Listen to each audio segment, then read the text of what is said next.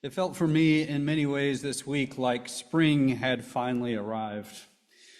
It was warm enough that everybody was starting to wear our summer clothes around campus, it seemed, and I was feeling especially grateful for the beauty of the flowers and the trees as they are starting to enter bloom. And yet I must confess that this week I felt weary, and I felt a little down, and I even felt a little crummy with some of the allergies and things that are coming along with all of this. So I wonder if for you too, maybe there is some conflicting feelings about where we are. We are entering closer into the warmth of summer, and yet for many of us, this is a very busy time of year and not the time for allergies to be keeping us down. And in the midst of a world that seems to be coming alive, I feel in some ways like I'm still shaking off the cloudiness of the winter. And so we come together and we hear these words from Psalm 23, "The Lord is my shepherd, I shall not be in want. He makes me lie down in green pastures and leads me beside still waters. He revives my soul." And thus begins the most famous psalm of all the psalms, and as a poem, probably one of the most famous poems in the world, and since the psalms are songs, one of the most famous songs of all time. "The Lord is my shepherd, I shall not be in want." And then it says something that I find just a little bit curious. He makes me lie down in green pastures. I might imagine there to be like a gentle invitation. Like, look at this beautiful field. Don't you want to come and rest a while? You know, some kind of enticement. Or maybe I don't even need that much enticement. Look at how beautiful this place is. Come lay down with me. Says God, okay, I'm there. Or am I? Do I need this command to lie down? I wonder, why does God feel a need to turn it into commands, to make us do it? And it makes me think of one of the 10 Commandments, which is essentially a commandment also to rest, to lie down in green pastures. "Remember the Sabbath day by keeping it holy. 6 days you shall labor and do all your work, but the seventh day is a Sabbath to the Lord your God. On it you shall not do any work. Neither you, nor your son or daughter, nor your male or female servant, nor your animals, nor any foreigner residing in your towns. For in 6 days the Lord made the heavens and the earth, the sea, and all that is in them. But he rested on the seventh day. Therefore the Lord blessed the Sabbath day and made it holy." Now, some of the other 10 Commandments don't need a lot of explanation. Thou shalt not steal, period. Next. But this one, Moses felt a need, or God felt a need, to give a little extra explanation, a little extra encouragement. Remember the Sabbath day and keep it holy, and here is why. Because that is the order of creation. It is the way that the world is made. God followed this order from the very beginning. Work and then rest. Remember to rest. Remember to lie down.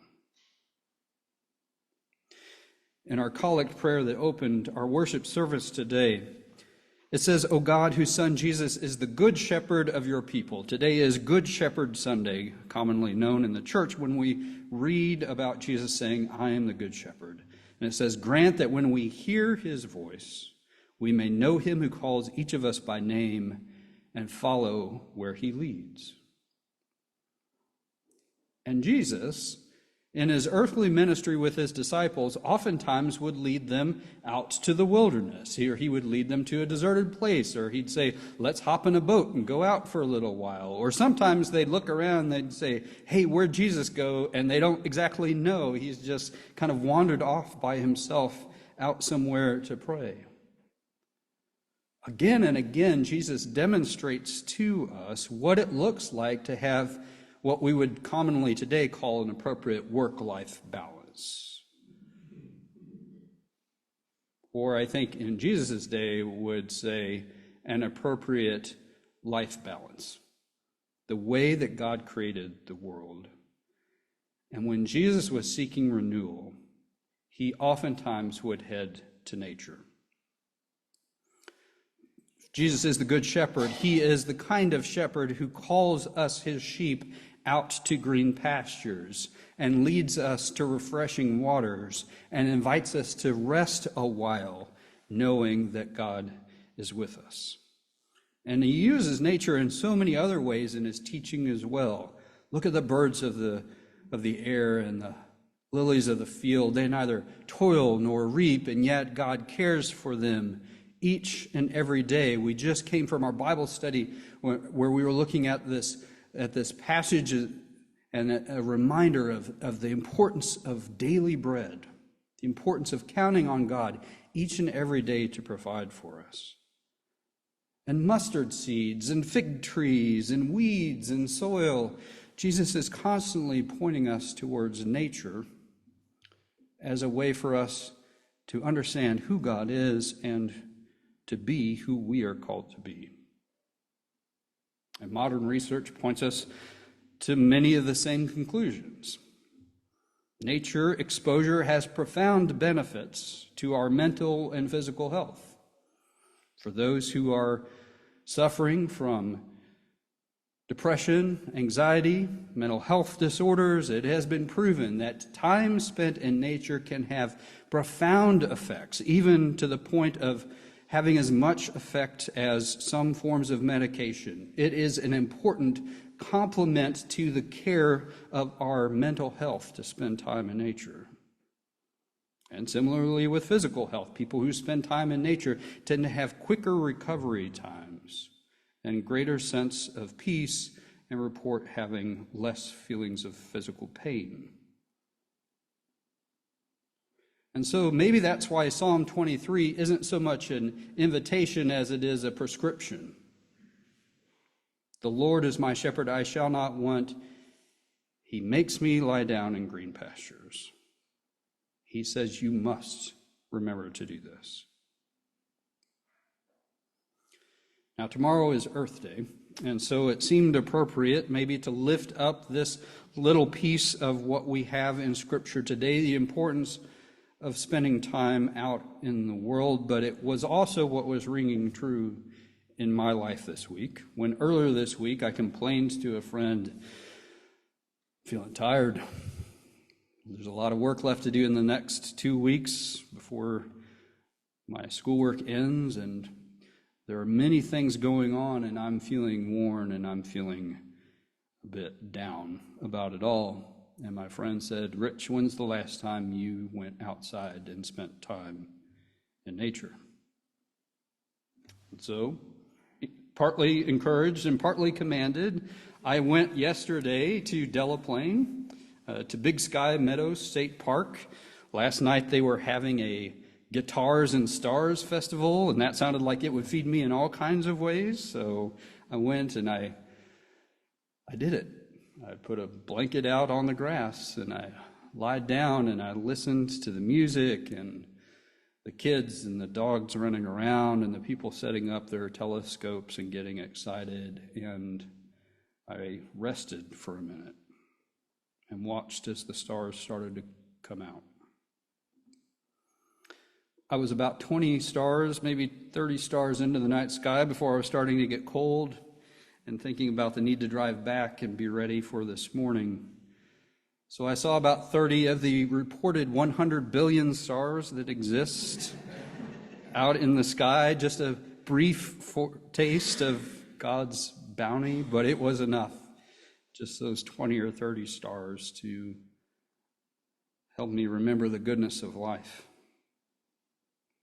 100 billion stars, so many I can hardly begin to fathom, and that's just in our galaxy, of course, so many more beyond.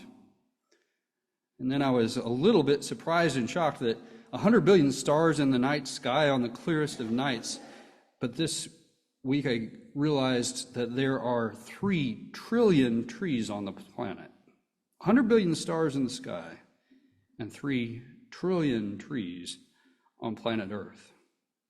So many that I can't even begin to imagine. 15 billion trees are cut down each year, and about 5 billion are either planted or sprout naturally each year, for a net loss of about 10 billion trees on our planet every year. The ways that we continue to deplete the thing that God gave us to sustain us. The ways that we continue to over-harvest or over-demand from the earth, and our own need to get in right relationship and in right balance in our own lives and with the rest of creation. So this Saturday, I'm getting to do my own small part as the group over at the seminary that does a lot of work around creation care is planting trees on our campus. And they asked me to show up Saturday and to bless them. And so I'll be getting my hands dirty and giving a blessing with those dirty hands this week. And it seems like a good way to think about trying to draw my time to the seminary to a close by planting trees, by giving thanks, by preparing for something that will last beyond myself, not just books I've read or papers that I've written, but something that might invite somebody else to come and rest under its shade and to receive blessings of their own.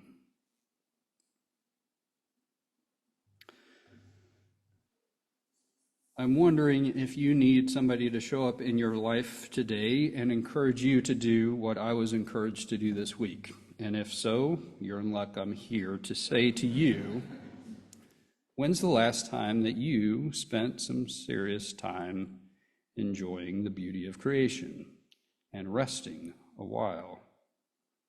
Now, don't tell me I'm not an outdoorsy kind of person. Science has proven, and Psalm 23 says it's so.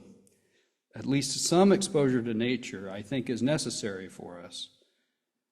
And we are a generation that lives upon this earth more removed from nature than any previous generation before us ever was, in the ways that we stay inside our warm houses in the winter and our cool houses in the summer and stare at all manner of screens.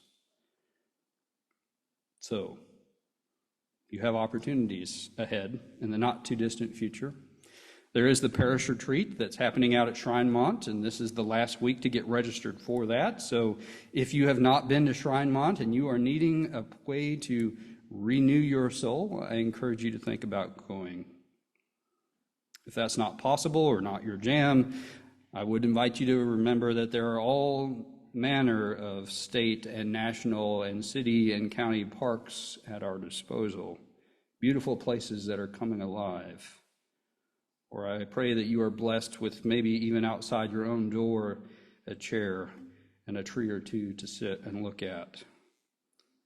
Some of the best days that I've ever had in my life started with me and a cup of coffee and sitting outside and letting the sun start to warm me back up to life. So much better than grabbing my phone and reading the morning news. So much better than making my list of things to do. So much better than all the anxiety and worry that I have in my life over all the things that I have neither control of nor foresight enough to plan for. We have been inside all winter, my friends, wrapped in the cocoons of our blankets and heating systems. It was a little cool last night, but it was worth it to get out there. It's time for us to go lie down in a pasture or two and to feel ourselves restored. It's not an invitation today. It's a command. The Lord is our shepherd. We shall not be in want. He makes us lie down in green pastures. Find your pasture this week and enjoy the goodness of life that God has given us. Thanks be to God. Amen.